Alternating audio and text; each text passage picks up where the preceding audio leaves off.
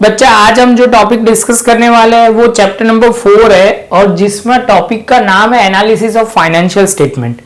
उसके अंदर बच्चा आपको पहले वो क्लियर करना है कि एनालिसिस ऑफ फाइनेंशियल स्टेटमेंट, तो हम मान के चलते हैं कि आपको फाइनेंशियल स्टेटमेंट का पूरा नॉलेज है, profit and loss, balance sheet पूरा क्लियर है।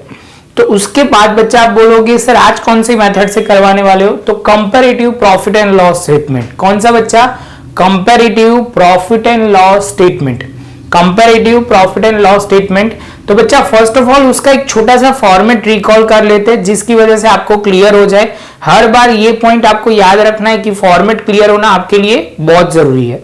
ये बच्चा comparative P&L account, profit and loss account का क्या है, तो आप बोलोगे सर ये प्रो फॉर्मा, या आप बोल सकते हो कि ये फॉर्मेट के हिसाब से आपको करना है। कंपैरेटिव मतलब एक ईयर को दूसरे ईयर के साथ कंपेयर करना है। क्या करना है बच्चा? एक ईयर को दूसरे ईयर के साथ कंपेयर करना है। कंपेयर करना है कैसे, कुछ देखो तो particular note number previous year current year. Current year मतलब जो साल बड़ी होगी, जो साल बड़ी होगी वो करंट ईयर बोला जाएगा, जो साल छोटी है उसको बेस ईयर बोलो या प्रीवियस ईयर बोलो, जो भी बोल सकते हो। इंक्रीज और डिक्रीज, जहां पे बच्चा आप देखो 1 2 3 4 नंबर दिए है। इंक्रीज कैसे? प्रीवियस ईयर के मुकाबले करंट ईयर में कितना इंक्रीज हुआ या डिक्रीज हुआ वो लिखना है, और उसके परसेंटेज या जो भी इंक्रीज और डिक्रीज आया है उसको डिवाइड किससे करना है, तो आप बोलोगे सर प्रीवियस ईयर से, जो प्रीवियस ईयर आपका है उससे डिवाइड करना है। लेकिन कई बच्चों को ये प्रीवियस ईयर ये लॉजिक क्लियर नहीं होता, तो उनके लिए 1 2 3 4 मैंने सीक्वेंस में लिखा है जिससे आपको क्लियर हो जाएगा। एक फॉर्मेट आप ध्यान रखोगे तो कोई प्रॉब्लम नहीं होगा। दूसरा बच्चा अभी P&L का एक छोटा सा फॉर्मेट बोल रहा हूं जो आपको क्लियर करना है। सेल्स या रेवेन्यू बोलो, अदर इनकम करोगे तो टोटल इनकम होगा।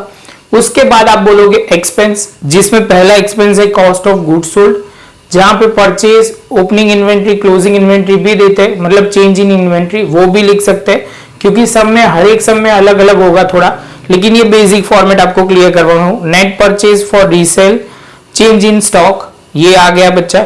उसके बाद employee benefit expense, financial cost, depreciation and amortisation of expense, other expense, total expense, profit before tax, tax काट के आएगा प्रॉफिट आफ्टर टैक्स जो ट्रांसफर हो जाएगा बैलेंस शीट में, रिजर्व एंड सरप्लस में। तो बच्चा पहले ये फॉर्मेट क्लियर कर लो, उसके बाद हम आगे चलते हैं प्रैक्टिकल सम में। तो बच्चा आप स्टार्ट कर रहे हैं सम नंबर 4। जो 4 है सब में क्या दिया हुआ है, the arbitrage profit and loss statement ending on 31/3/2016 and 31/3/2017 of S Company Limited as given below. Prepare the comparative statement of profit and loss account. तो बच्चा आप बोलोगे सर इंफॉर्मेशन में 2 ईयर दिया है 2017 एंड 16। 16 होगा वो आप बोलोगे प्रीवियस ईयर लोगे, और जो 2017 है वो करंट ईयर लोगे। Sales revenue, other income, expense and income tax rate दिया हुआ है 30%। तो बच्चा इतना होने के बाद अभी हम स्टार्ट करते हैं आगे इंफॉर्मेशन में कैसे इसको अप्लाई करें। तो बच्चा एक लाइन आपको पहले ऊपर लिखनी पड़ेगी जो यहाँ पे दिख नहीं रही होगी। Comparative profit and loss of S company limited for the year ended on 31/3/2016 and 31/3/2017। तो बच्चा ये जब भी आप लिखोगे इतना, उसके बाद अभी हम स्टेटमेंट को आपको फिर से एक बार रिव्यू करवा दूं मैं। हमें जो इंफॉर्मेशन डेटा गिवन है उसके अकॉर्डिंग ही हमने बनाया हुआ है। ऐसा नहीं है कि डेटा नहीं है तो भी हमने पूरा लिखा है, हमने इतना ही लिखा है जितना डेटा के लिए अकॉर्डिंगली डेटा के हिसाब से। तो आप बोलोगे सर सबसे पहले आपने सेल्स या रेवेन्यू लिखा हुआ है, तो बच्चा पहले आप बोलोगे सर 2017 की बात करते हैं तो जो है कितना 33 लाख, और आप बोलोगे सर यहाँ पे 22 लाख। एक बार डेटा लिख लेते हैं बच्चा, उसके बाद आगे चलते हैं। अदर इनकम यहाँ पे जो 2016 में दी हुई है वो 1,50,000 है। बच्चा ध्यान में रखना प्रीवियस ईयर मतलब 2016 और ये 2017, ये हर एक सब में वो ध्यान रखना है। बच्चा इसको मैं प्रीवियस ईयर को निकाल के सिंपल यही लिख रहा हूँ जिससे आपको क्लियर हो जाए 31/3/2016, और करंट ईयर को हम लिख देंगे 31/3/2017। ये हो गया। उसके बाद बच्चा आप बोलोगे सर ये तो क्लियर है, यहाँ पे बोलोगे 2,25,000। यहाँ पे एक्सपेंस दिया हुआ है बच्चा कितना, तो आप बोलोगे सर ये है 15,40,000। और यहाँ पे 23,76,000। ये हम टोटल करना शुरू करेंगे बच्चा। ये बेसिक फॉर्मेट आपको क्लियर होना बहुत जरूरी है बच्चा। जैसे ये होगा उसके बाद हम आगे जा सकते हैं। तो यहाँ पे लिखेंगे 22 लाख प्लस 1,50,000, तो आप बोलोगे सर 23,50,000 और यहाँ पे 30 और यहाँ पे 2,25,000 करेंगे तो 35,25,000। इसके साथ बच्चा हमारा इतना हो जाएगा। उसके बाद आप बोलोगे सर यहाँ पे करते हैं ये एक्सपेंस में से पहले तो प्रॉफिट बिफोर टैक्स करना है तो ये माइनस कर दो। तो आप बोलोगे सर पहले इसमें कर लेते हैं, माइनस करोगे 23,76,000 तो आप बोलोगे सर 11,49,000 और यहाँ पे बच्चा करते हो तो 23,50,000 माइनस 15,40,000। अभी आप बोलोगे ये हो गया सर 8,10,000। कितना हुआ बच्चा? 8,10,000। जैसे ये पॉइंट कंप्लीट करते हो तो आप बोलोगे सर इसका हमें 30% लेना है क्योंकि टैक्स रेट दिया था 30%।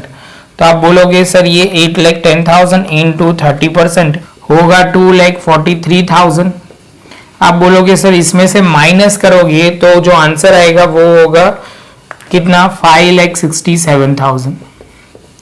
सेम वे बच्चा यहाँ बात करते हैं तो आप बोलोगे सर 11,49,000 माइनस, मतलब पहले 30% तो कर लेते हैं तो 3,44,700 माइनस करेंगे बच्चा तो होगा 8,04,300। ये था। आप बोलोगे सर ये तो सिंपल कैलकुलेशन एडलेस किया। अभी बच्चा शुरू करते हैं आगे का इंक्रीज डिक्रीज कैलकुलेशन। मतलब हमारा 33 लाख आपका जो स्टेप है 5 और बोला जाएगा। आप बोलोगे सर इंक्रीज डिक्रीज है वो क्या होगा कि हमारा 17 में 33 लाख हुआ था पहले कितना? 22 लाख। तो कितना बढ़ा इनडायरेक्टली 22 लाख से 33। तो आप बोलोगे सर ऐसे नहीं, सिंपली वही समझा दो। ये 33 में से 22 माइनस करना है बच्चा तो होगा 10 लाख। कितना होगा? 10 लाख। सेम वे आप बोलोगे सर 2,25,000 माइनस 1,50,000 तो होगा बच्चा 75। आप बोलोगे सर यहाँ पे 35,25,000 माइनस 23,50,000 तो आप बोलोगे सर 11,75,000। यहाँ की बात करते हैं तो 23,76,000 माइनस 15,40,000 तो होगा 8,36,000। आप बोलोगे सर ये भी क्लियर 8,10,000 और यहाँ पे 11,49,000 तो 11,49,000 माइनस 8,10,000 जो होगा 3,39,000 और लास्ट में यहाँ पे 3,44,700 माइनस 4,33,000 तो आप करोगे 1,01,700 और फाइनल आंसर 8 लाख। आप बोलोगे 8,04,300 माइनस 5,67,000 तो वो हो जाएगा 2,37,300। तो बच्चा ये हमारा पहला बेसिक स्टेप खत्म हो गया। आप बोलोगे इंक्रीज डिक्रीज वाला स्टेप खत्म हो गया। अभी सिंपल हम परसेंटेज इंक्रीज डिक्रीज का जो है वो कैलकुलेशन करेंगे। तो बच्चा क्लियर है, एक स्टेप मैं दिखाने के लिए लिख रहा हूं, अदरवाइज वो सब में डायरेक्ट करेंगे। 6 स्टेप ऐसा है कि 5th स्टेप में जो आंसर आया डिवाइड करो 3 से, ऐसे भी बच्चा याद रख सकता है। या सिंपल जो डिफरेंस आया वो जो छोटा यार है उससे डिवाइड करो, क्योंकि कंपेयर करना है कितना इंक्रीज हुआ है। तो ऑलवेज आप छोटे स्टैंडर्ड में सीखा है कि ये पॉइंट सीखा हुआ है कि सर जब भी कंपेयर करना है तो छोटे स्टैंडर्ड में आप कंपेयर करो। तो यहाँ पे जो होगा छोटे स्टैंडर्ड मतलब छोटे ईयर के साथ जो भी इंक्रीज हुआ है आप कंपेयर करते हो तो छोटे ईयर के साथ ही कंपेयर करेंगे कि कितना इंक्रीज हुआ या डिक्रीज हुआ। तो आप बोलोगे सर इसका मतलब ये बोल रहे हो आप 10 lakh divide by 22 lakh into 100। तो आप बोलोगे sir 10 lakh divide by 22 lakh into 100 करोगे तो आएगा कितना? 45.45%। जिसमें बच्चा करेंगे उससे पहले यहाँ गलती से 11 लाख आएगा, वो ध्यान रखना है, गलती से कम लिख दिया था। तो 11 लाख आप बोलोगे सर 11 लाख डिवाइड बाय जो छोटा ईयर है वो 22 है इंटू 100 करोगे तो हो जाएगा 50। तो ये हो जाएगा 50%। सेम वे आप बोलोगे सर 75 डिवाइड बाय 1,50,000 इंटू 100 करोगे तो होगा 50।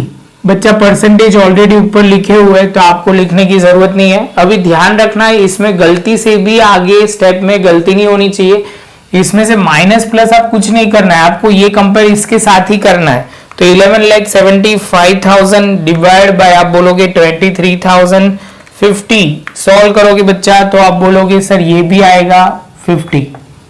उसके बाद बोलोगे 8 लाख, आप बोलोगे 8,36,000 सर डिवाइड करते हो 8,36,000 डिवाइड बाय 15,40,000 तो आप करोगे बच्चा तो कितना होगा 54.28 आएगा। जैसे ये होता है इसके बाद आप बोलोगे सर 3,39,000 डिवाइड बाय 8,10,000 इंटू 100 करोगे तो आप बोलोगे सर ये 41.85। सेम वे लास्ट में आप बोलोगे लास्ट टू है 1,01,700 डिवाइड बाय यहाँ पे आप बोलोगे 4,33,000 इंटू 100 करते हो बच्चा तो कितना होगा 41.81। और लास्ट में आप बोलोगे सर 2,37,300 डिवाइड बाय 5,67,000 जो बनेगा 41.85। आप बोलोगे सर ये सेम ही होता है हर बार ये 50-50 और परसेंटेज। बच्चा आप भी बोलो कोई बार ऐसा होता है कि हर एक ईयर में प्रॉफिट सेम होता है, तो ऐसा नहीं होता, ये कोइंसिडेंट है कि जिसमें सब कुछ सेम आ रहा है, ऐसा नहीं होगा, वो ध्यान रखना है। इलास्ट्रेशन नंबर 1 बच्चा जो है वो आपको होमवर्क में करना है, अच्छी तरह वो करना, और डाउट होता है तो आपको मुझे बताना है। शांति से प्रॉपर नोटबुक में लिख लो बच्चा, जिससे आपको क्लैरिटी आएगी। वीडियो अच्छा लगा हो तो लाइक शेयर सब्सक्राइब जरूर करें बच्चा। मिलते हैं नेक्स्ट लेक्चर में नए एक टॉपिक के साथ।